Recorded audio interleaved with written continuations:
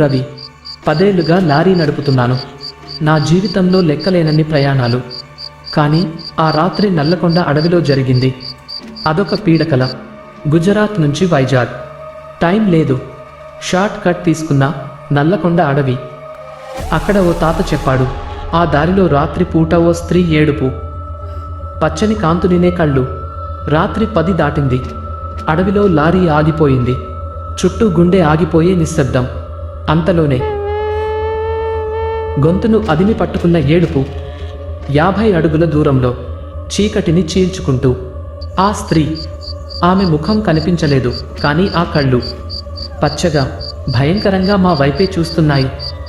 ఆమె గాలిలో తేలుతూ దగ్గరకొస్తోంది. నా పక్కన క్లీనర్ స్పృహ తప్పి పడిపోయాడు. ఆమె వేళ్లు లారీ ఇంజిన్పై రాస్తున్నాయి. డోర్ తెరిచి లోపలికి రాబోతోంది. ఆ రాత్రి నేను బతికి బయటపడ్డానా? ఆ పచ్చని కళ్ళ శక్తి నుంచి తప్పించుకోగలిగానా? పూర్తి కథ వినండి. నా జీవితంలో జరిగిన ఈ భయంకరమైన నిజం గురించి తెలుసుకోవాలంటే ఇప్పుడే సబ్స్క్రైబ్ చేయండి. పూర్తి వీడియో కోసం కింద ఉన్న లింక్ని క్లిక్ చేయండి.